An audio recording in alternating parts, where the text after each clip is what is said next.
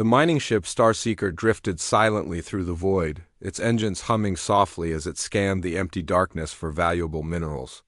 The crew, just 5 men and women, went about their duties, bored after weeks of finding nothing. Then, without warning, the ship's comm system crackled to life. A signal, not just any signal, a distress call. Captain Elias Voss straightened in his chair, frowning. "Where's that coming from?" The navigator, Rhea, checked her screen. "Dead zone, Captain. No planets, no stations. Nothing for light years." The signal was weak, broken, as if it had traveled across centuries just to reach them. And when the computer finally decoded it, the words sent a chill down their spines. A voice, mechanical, desperate, repeated the same phrase over and over. "They are coming. Save us?" The language was alien, but the translation software recognized it. Ancient, extinct, a civilization wiped out long before humans ever reached the stars. "Should we respond?" asked Jox, the comms officer, before Elias could answer. The ship's alarms blared to life. Rhea's hands flew over her console. "Captain, massive energy spike right on top of us." The view screen flickered. Space itself rippled, warping like water struck by a stone. Then ships, dozens of them. No, hundreds. Elias's breath caught in his throat. Human ships, but not like any he had ever seen. Their hulls were blackened, scarred, as if they had crawled out of some cosmic grave. Their weapons glowed with an eerie, unnatural light, and their transponders. "No identification codes," Rhea whispered. "No fleet signatures. It's like they don't exist?" The crew stared in stunned silence as the unknown armada moved into formation. Then one ship, a monstrous dreadnought, turned its massive cannon toward them, the weapon charged up. Its core pulsing with a sickly green light. Elias grabbed the comm. "This is Captain Voss of the Starseeker. We are unarmed. Identify yourselves." "Number." Response: the dreadnought's cannon flared brighter. Jox looked up, face pale. "They're locking on." The screen filled with blinding light. Then dash blackness. Meanwhile, in another sector, Admiral Kale of the United Earth Fleet sat in his command chair, reviewing patrol reports, when his comm officer rushed in. "Sir, emergency transmission from the Starseeker." Kale took the message and froze. It was just 3 words, repeating in a broken loop. "They are here." Then static. Kale's grip tightened. "Get me high command now." Because if what he suspected was true, the war was about to begin. Deep in the darkness of space, something stirred. The Black Fleet had awakened, and it was hungry. The mining ship, Starseeker, floated through the empty blackness of space. Its scanners swept the darkness, searching for valuable minerals. The 5-person crew had spent weeks finding nothing. Boredom filled the ship like a thick fog. Captain Elias Voss rubbed his tired eyes. "Another day, another empty scan," he muttered. Then, beep, beep, beep. The sudden alarm made everyone jump. Rhea, the navigator, sat up straight. "Captain, we're picking up a signal." Elias rushed to her station. "What kind of signal?" "A distress call," Rhea said, her fingers flying across the screen. "But that's impossible." Jox, the communications officer, adjusted his headset. "It's coming from Sector X9. That's a dead zone. There's nothing out there." The crew exchanged nervous looks. Dead zones were empty spaces between stars, no planets, no stations, nothing for light years. "Put it through," Elias ordered. Static crackled through the speakers. Then a voice, broken and weak. "They are coming.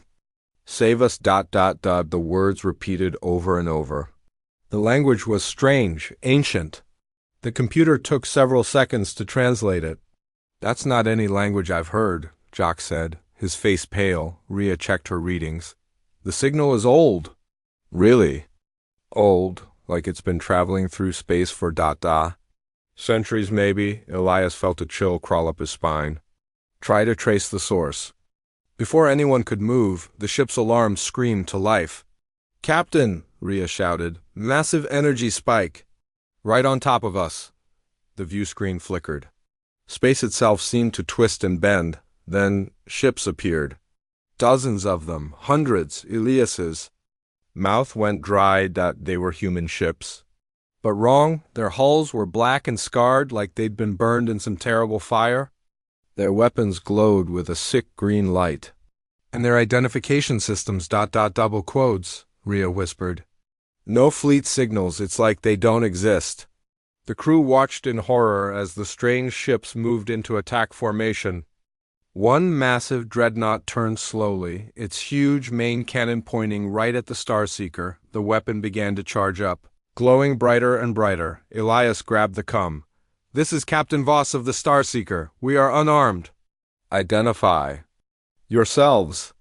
Only silence answered. The dreadnought's cannon glowed like a small sun. Jax looked up from his station, eyes wide with fear. They're locking on. White light filled the screen. Then ... nothing. Far away. On the bridge of the battleship Titan, Admiral Kale studied star maps. His peaceful moment shattered when an officer rushed in. Admiral! Emergency message from the star. Seeker! Kale took the datapad. The message was short. Just 3 words repeating, they are here. Then nothing. Kale's blood ran cold. He'd heard stories, rumors, things the military didn't want people to know. Get me high command, he ordered. His voice tight. Now. Because if this was what he thought it was, hell was about to break loose. In the endless dark between stars. Something moved. The Black Fleet had awakened. And it remembered the taste of war. The star. Seeker floated silently through the endless. Black, its mining lasers cold and idle. 5 souls sat in its dimly lit cockpit, staring at empty scanner screens for the 3rd straight week. Another shift, another waste of time, grumbled Kovac, the engineer, tossing a crumpled food packet across the room. Captain Elias Voss ignored him, rubbing his tired eyes. The company paid them to scan dead space for minerals, not to complain. Just as he opened his mouth to order another sweet beep, beep, beep, beep, the emergency alert shattered the boredom like glass. Rhea's hands flew across her console. Captain, distress signal, but that's impossible. Elias was already at her shoulder. Location, Sector X9, the dead zone. A chill crawled down Elias's spine. There was nothing in X9, nothing for light years in any direction. JAX, the comes. Officer adjusted his headset. It's repeating the same phrase, in some kind of ancient dialect. A rasping, mechanical voice crackled through the speakers. They are coming. Save us. The words looped endlessly, growing more distorted. With each repetition, the computer struggled to translate, finally spitting out a warning. Language origin, unknown, estimated age, 4,000+ years. Before anyone could speak, the ship's alarm screamed to life. Multiple contacts, Rhea shouted, right on top of us. The view screen flickered as space itself rippled like disturbed water. Then ships. Dozens of them, hundreds, human ships, but wrong, their hulls were blackened and pitted, like they'd been clawed at by some cosmic beast. Their engines burned an unnatural violet. And their weapons ... JX swallowed hard. No transponder codes. Number. Fleet signatures, it's like they don't exist. The largest ship, a monstrous dreadnought, turned slowly toward them. Its massive central cannon began charging, glowing brighter with each passing second. Elias grabbed the cum. This is Captain Voss of the Starseeker. We are unarmed. Identify yourselves. Silence. The dreadnought's cannon reached full power, its glow painting the cockpit in sickly green light. Jox's voice cracked. Their white light erased the world. Elsewhere. Admiral Kale was reviewing patrol logs when his cum officer burst in. Sir, priority message from the Starseeker. The transmission contained just 3 words, repeating until it dissolved into static. They are here. Kale's blood turned to ice. He'd heard the whispers, the classified briefings, the things that went bump in the void. Sound General Alert, he ordered, his voice dangerously calm. And get me the High Chancellor. Because if this was what he feared, ... humanity's darkest hour had just begun. In the endless dark between galaxies, something ancient stirred. The Black Fleet had awakened. And it remembered hunger. Space wasn't supposed to scream. Captain Elias Voss repeated this to himself as the Star Seeker's alarms howled through the cramped cockpit. The mining ship had been drifting through Sector X9's endless dark for weeks, its scanners finding nothing. An empty blackness, until now. Confirm that reading, Elias ordered, his knuckles white on the armrests. Ria's fingers trembled over her console. It's a distress call, Captain, but ... She swallowed hard. The signal's coming from dead space. There's nothing out there, nothing for 12 light years. A rasping voice crackled through the speakers, speaking in jagged bursts. Coming save they dash us. The computer spat out its analysis in blinking red text. Language, unknown. Signal origin, unknown. Estimated transmission time, 3,712. Years. Jocks ripped off his headset like it burned him. That's impossible. Nothing human was out here that long ago. Then the ship screamed louder. Multiple contacts, Ria shouted. Right on top of us. Space tore open, one by one. Ships bled into reality-hulking dreadnoughts with hulls like burned flesh, their engines glowing corpse blue. No identification codes, no life signs. Just row after row of dead black warships turning in perfect unison. Toward the Starseeker, the largest ship's central cannon pulsed like a diseased heart. Elias grabbed the cum. This is Captain Voss of the Static answered. The cannon flared to life. Its glow painting their faces green ... then silence ... 3. Sectors away ... Admiral Kale knew something was wrong before the alert sounded. The air tasted metallic. The lights flickered. When the report came, it was worse than he feared. Sir, we've lost contact with the Starseeker. The cum officer handed him a datapad. This is all they transmitted. 3 words. 3 damned words. They found us. Kale's stomach turned to lead. He'd seen the classified files, the black budget projects, the experiments with things that should have stayed buried. Wake the fleet, he said softly. And pray we're not already too late. In the abyss between stars ... the black fleet. Move ... hungry ... patient ... remembering ... silence. That's all space ever gave the Starseeker. 3 weeks of empty scans, stale air, and the constant hum of engines that might as well have been pushing them nowhere. Then the universe screamed. Captain! Ria's voice cut through the alarm blaring across the bridge. We're picking up. I hear it, Elias growled, already moving. The distress signal pulsed through the ship's speakers, a broken, staticky thing that sounded more machine. Then human ... coming ... run ... Jocks looked up from his console, face pale under the emergency lights. It's coming from dead space. There's nothing out there. Nothing for light years. The computer finally decoded the message, spitting out its analysis in jagged red text. Origin, unknown, language unrecognized, estimated age 4,000 plus years. Elias opened his mouth space, tore open behind them, Ria's. Screen lit up with 12, 100, 1,000 contacts. They're everywhere. The ships that bled into reality weren't right. Their hulls were blackened, warped, like something had chewed on them and spat them back out. Their engines burned a sickly violet, pulsing like a dying heartbeat. No identification codes. No life signs, just silence, then the largest ship a monstrosity. Of jagged metal and glowing scars turned its massive cannon toward them. Elias grabbed the cum. This is the Starseeker Static. The cannon flared to life. Its light swallowing the stars. Then darkness. Elsewhere. Roll Kale. Didn't need the alert to know something was wrong. The air tasted like burnt metal. The lights flickered like something was breathing on them. When the report came. It was worse than he imagined. Space was never truly silent. Captain Elias Voss knew this better than most. After 17 years mining the black, his ears had learned to pick out the subtle symphony of a functioning ship, the hum of reactors, the whisper of air recyclers, the occasional creak of metal settling. Until today. The silence came first. All systems normal, all readings green. Then, like someone had flipped a switch, every ambient noise cut out. The Starseeker became a tomb. Report, Elias barked, his own voice startlingly loud in the sudden quiet. Ria's fingers flew across dead screens. Total systems failure, but ... impossible. Backup power should have, then space screamed ... not metaphorically. The very fabric of reality shrieked as something tore through it. The main viewer flickered to life on its own, showing nothing but static. Until shapes began to emerge. Ships. Dozens. Hundreds. More. Ancient. Broken. Wrong. Their hulls were pitted and scarred, like they'd spent eternity fighting something in the dark.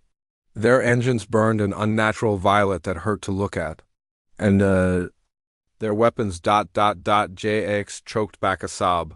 No transponders. No life signs, just ... silence.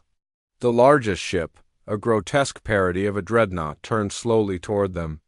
Its main cannon pulsed like a dying star, casting sickly green light across the star.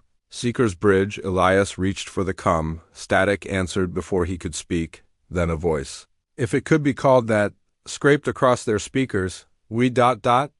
See ... You ... The computer didn't need to translate. The terror in those words needed no interpretation.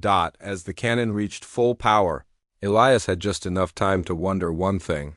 What could make machines sound so afraid? Elsewhere ... Roll.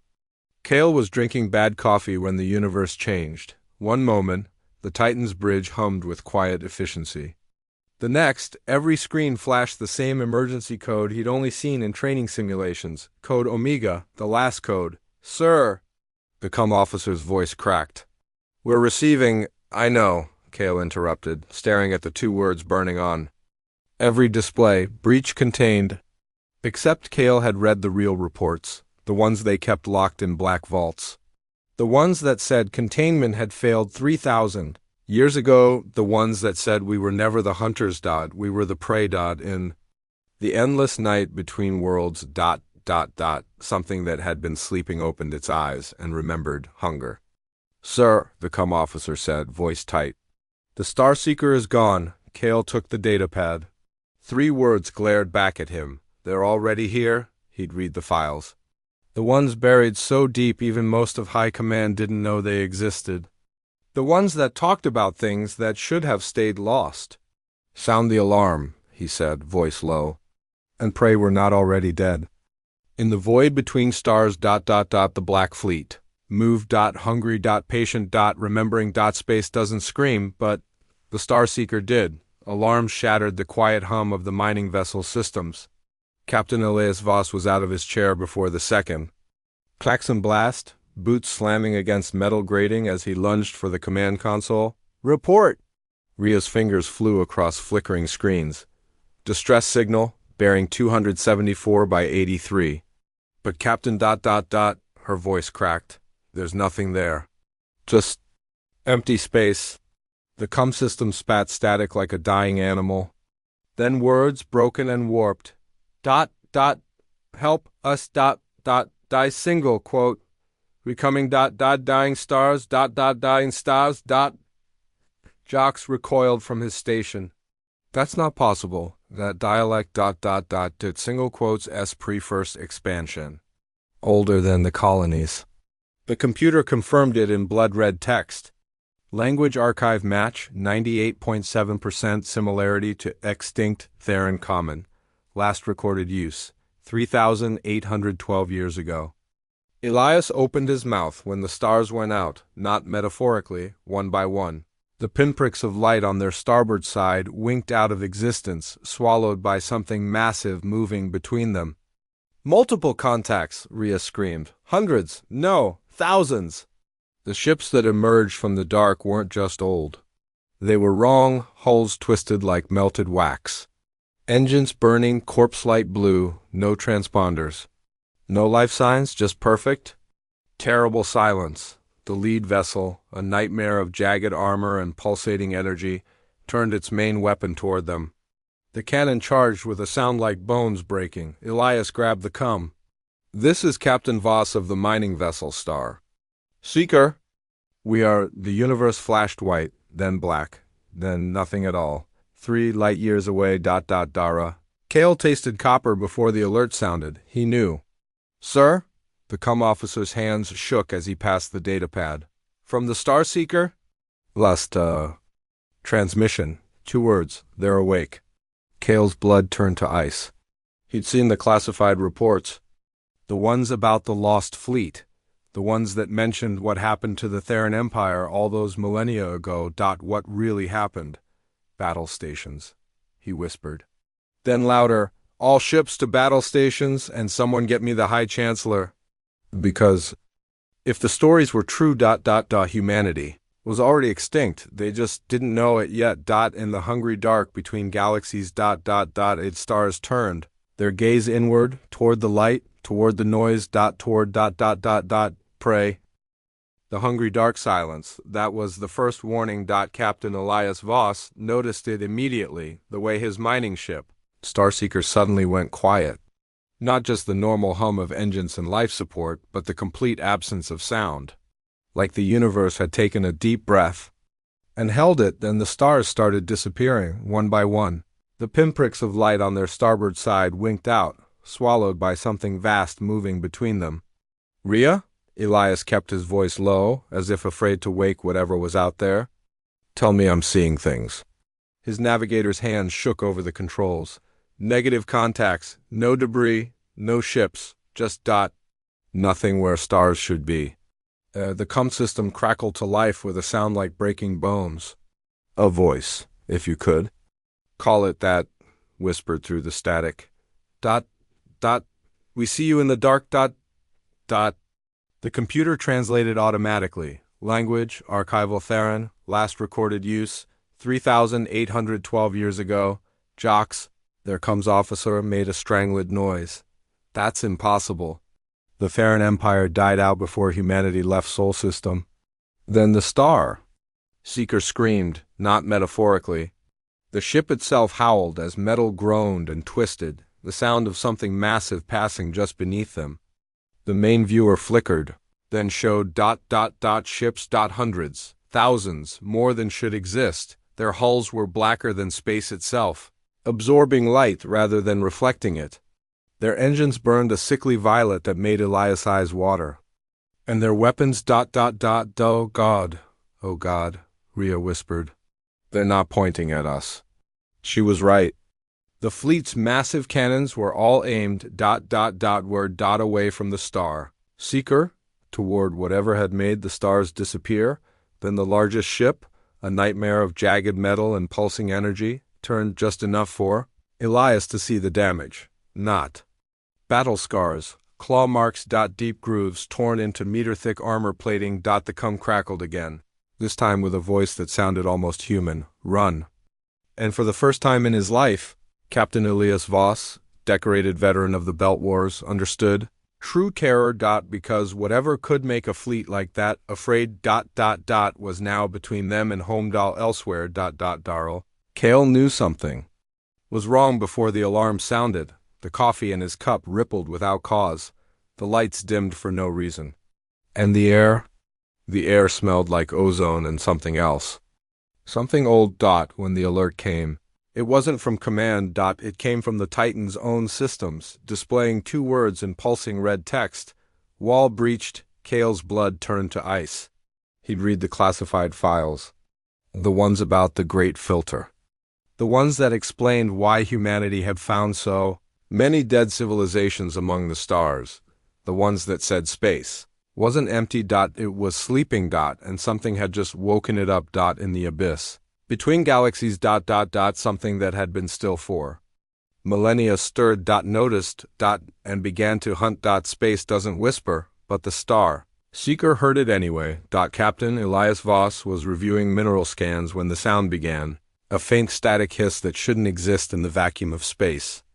At first, he thought it was the ship's aging cum system acting up again. Then he noticed the hairs standing up on his arms. Jocks, he said slowly, tell me we're not picking up. The cum officer's face had gone sheet white. It's a signal, Captain. But double quote, his fingers trembled over the controls. It's coming from inside the ship. The static resolved into words. Help us.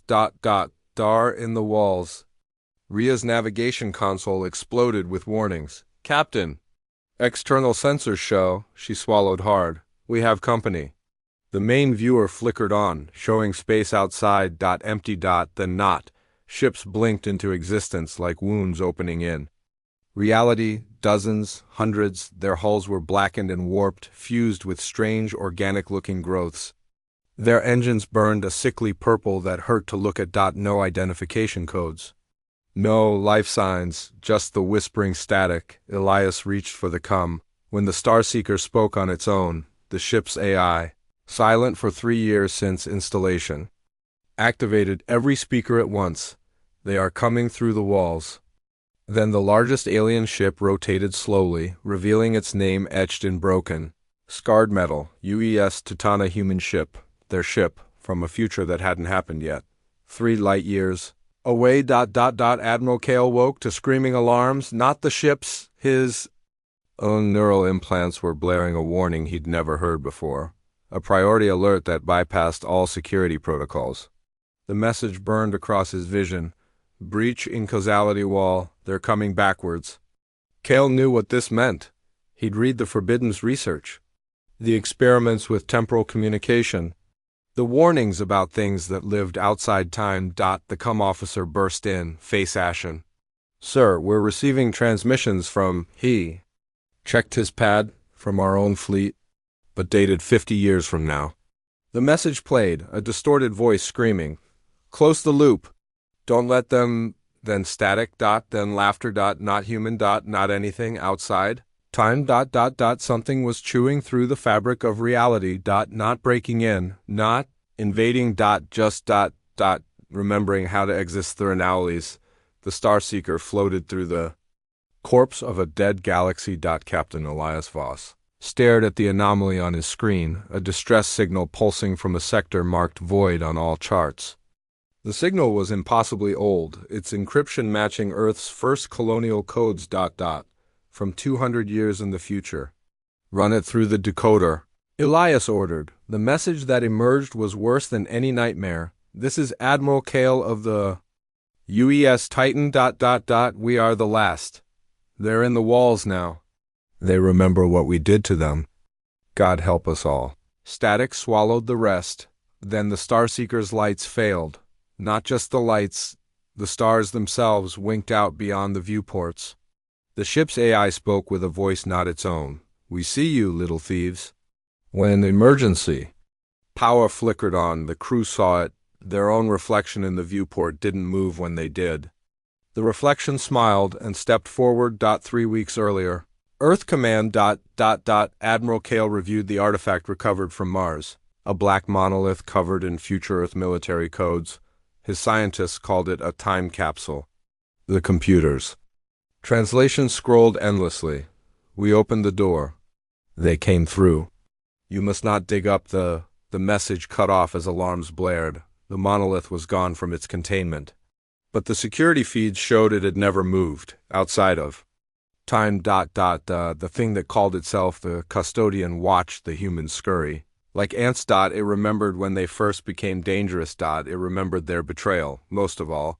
It remembered how delicious their screams had been. And would be again.